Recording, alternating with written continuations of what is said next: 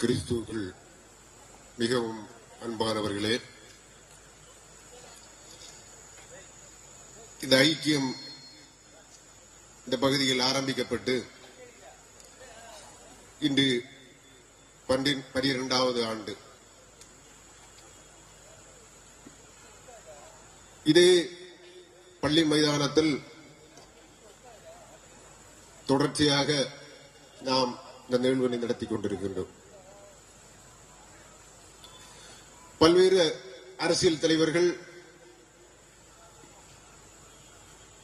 மத தலைவர்கள் என ஏராளம் நபர்கள் ஆண்டவருடைய பிறப்பை குறித்து இந்த மேடை மூலம் பகிர்ந்திருக்கிறார்கள். இவ்வாண்டும் இந்த விழாவை சிறப்பாக நடத்த வேண்டும் என்னதான் ஐக்கியத்தின் நிர்வாகிகளாக இருந்து ஆலோசித்த நேரத்தில்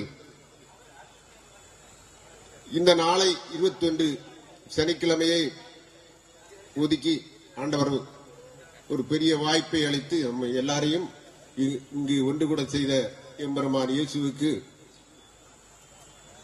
நன்றியை தெரிவித்து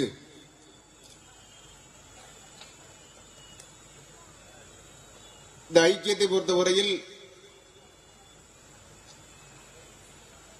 அரசியல் சார்பில்லாமல் எல்லா மக்களும் ஒருங்கிணைந்து ஒன்று கூடி செயல்பட்டுக் கொண்டிருக்கிறோம் என்பது ஒரு மகிழ்ச்சிக்குரிய விஷயம்.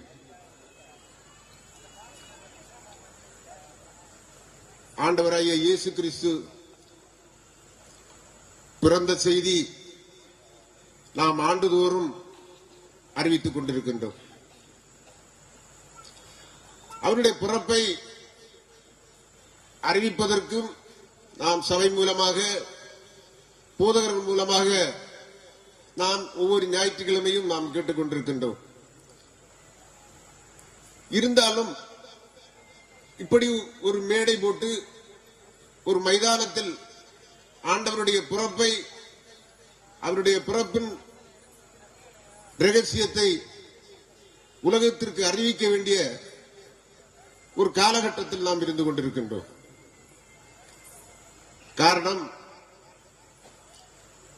பல்வேறு விதத்தில்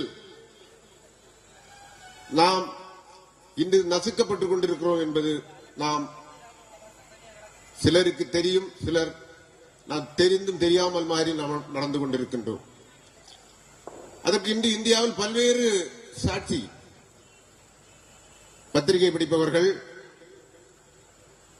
சமூக வலைதளங்கள் மூலம் பார்த்து தெரிந்து கொள்கிறவர்கள் அனைவருக்கும் தெரியும். இப்படி இருக்கின்ற சூழலில் நாம் அனைவரும் ஒருங்கிணைந்து ஒன்றிணைந்து செயல்பட வேண்டும் என்பது காலத்தின் கட்டாயம். அதற்காகத்தான் ஒரு சிறப்பு விருந்தினரை அழைக்க வேண்டும். அவர் மூலம் ஆண்டவருடைய பிறப்பு, அதனுடைய உண்மை என்ன என்பதை இந்த நாட்டு மக்களுக்கு உணர்த்த வேண்டும். அதற்காக இன்று மேடையில் பல்வேறு போதகர்கள், சமய தலைவர்கள், மத தலைவர்கள் என அரசியல் தலைவர்கள் பல்வேறு நபர்கள் இங்கு அமர்ந்திருக்கிறார்கள். அது ஒரு சிறப்பு செய்தியாளர் வேண்டும் என்று நாங்கள் யோசித்தோம்.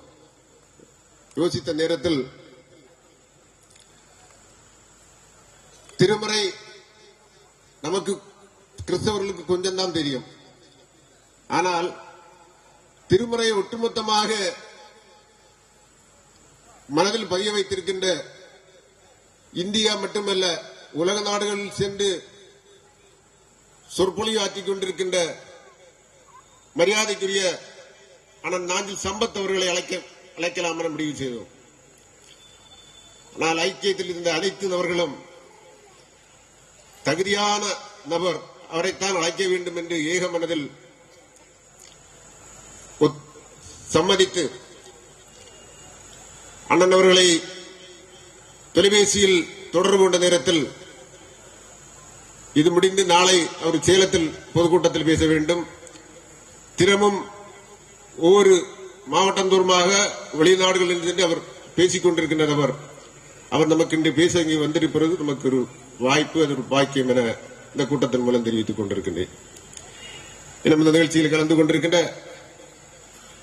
அனைத்து போதகர்களும் அவர்கள் சிறந்த கருத்தும் ஆண்டவருடைய பிறப்பை பற்றி உங்களிடம் சொல்ல வேண்டி இருக்கிறதால் நான் ரொம்ப நேரம் அங்கு சென்று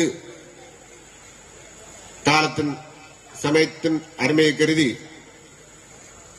அனைத்து மக்களும் இந்த நிகழ்வுக்கு பின்னால் கேக்கு வெட்டி சந்தோஷமாக கொண்டாடி இன்று பல்வேறு மருத்துவ உதவி, கல்வி உதவி தொகை, முதியோர் உதவித்தொகை, நலிந்தோர் உதவித்தொகை என மற்றும் சாரி இதில் வழங்க இருக்கின்றோம். அவற்றை எல்லாம் பொறுமையாக இருந்து பெற்று இந்த நிகழ்வை மிகவும் சிறப்பாக வெற்றிகரமாக நீங்கள் ஆண்டவருக்கு பெருமை சேர்க்கின்ற விதத்தில் நீங்கள் எங்களோடு ஒத்துழைக்க வேண்டும் என மேல்புறம் வட்டார கிறிஸ்தவ ஐக்கியத்தின் சார்பில் வேண்டி விரும்பி அமைகிறேன்.